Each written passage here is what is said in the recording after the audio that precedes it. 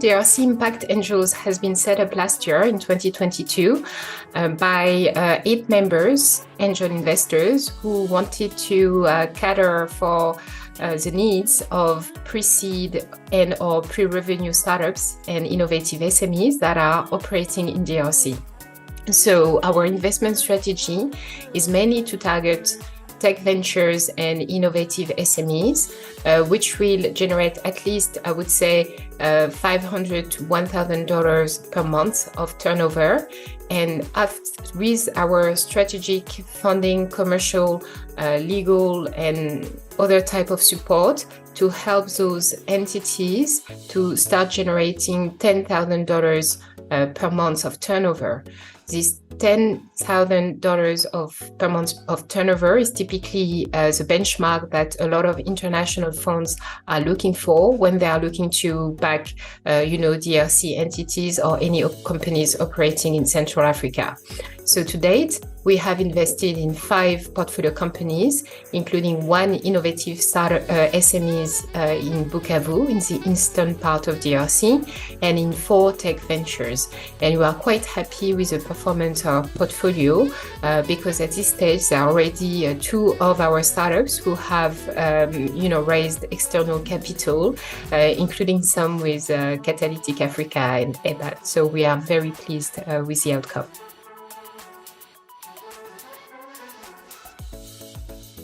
We are obviously filling a gap when it comes to funding for those startups. Typically, the markets outside of DRC, and I would even say outside of Central Africa, there are very often options for startups in terms of grants, and donors available in the market who will provide catalytic capital between the ideation phase and I would say the pre-seed level. So the funding cost for a startup will be close to zero, and startups will regularly have access to grants for $10,000, $20,000, for instance. In DRC and also very often in Central Africa, we don't have access to this type of grants. Public authorities don't have this type of support programs for startups. Also very often international acceleration programs do not offer this type of support for Central African startups, even if it's starting to change. So it's very critical for local investment clubs and business angels to fill this gap of funding between the ideation and the pre-seed stage.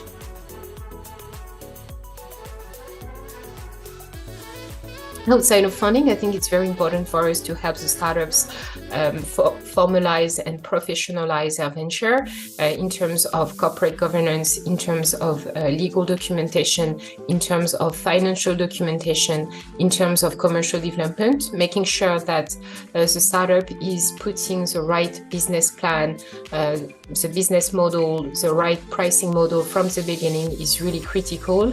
And we always try to provide this strategic support to our startups.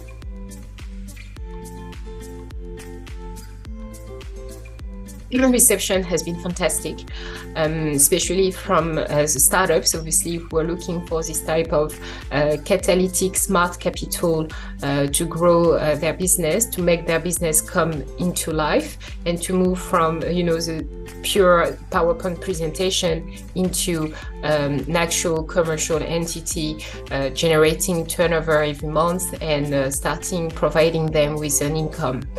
Now, I think we still have to do some level of education when it comes to prospective and potential angel investors, so that they better understand the risk and the return associated to angel investing, not only in DRC, but also within the diaspora.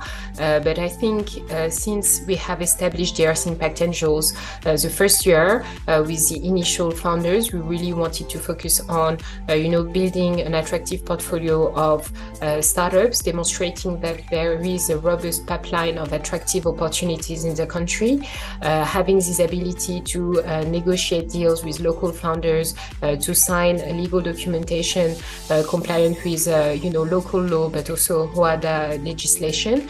We've done all of that. So now that we have our portfolio of attractive startups, I think for year 2, our main goal will be to capitalize our investment vehicle, aka raising money from local investors or Congolese from the diaspora or any family foundation or corporates who want to invest in DRC and back tech startups in the country.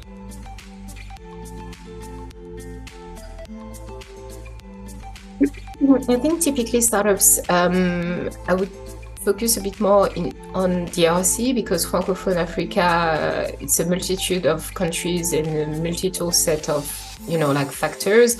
Obviously, Morocco or Tunisia are not comparable to like Senegal, Ivory Coast, and which are also very different from DRC. So I would say in DRC, which is quite a frontier market, even compared to like Senegal or Morocco, the first main hurdle that an entrepreneur will face is obviously the lack of infrastructure, right? Transport, telecommunications, energy are a challenge. So obviously when you're trying to run a company in this type of environment, the level of operational issues is much higher than if you were operating in a geography, I would say, with stronger infrastructure.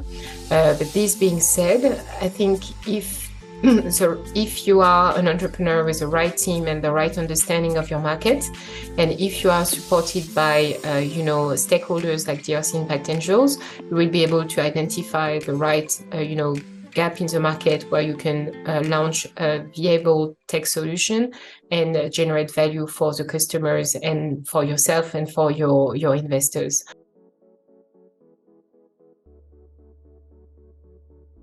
So indeed, I'm also a board member at ABAN, the African Business Angel Association. And one of my key goals was to try to increase the number of angel investment funding in Francophone Africa and in frontier markets. And we had directly identified that one of the hurdles for investors and startups to transact was a lack of legal documentation easily accessible.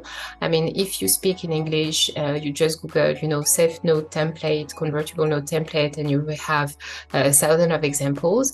If you Google that in French or in Portuguese, it's not the same thing. So we spend quite a bit of time with expert law firm to draft some documentation that is compliant with RWADA. RWADA is basically the legal framework that most Francophone African countries have signed to, which is just the way contracts must be put together and signed. So we are very pleased to have been able to provide a benchmark to both investment clubs and startups in terms of what type of documentation they should be signing when they try to close a transaction.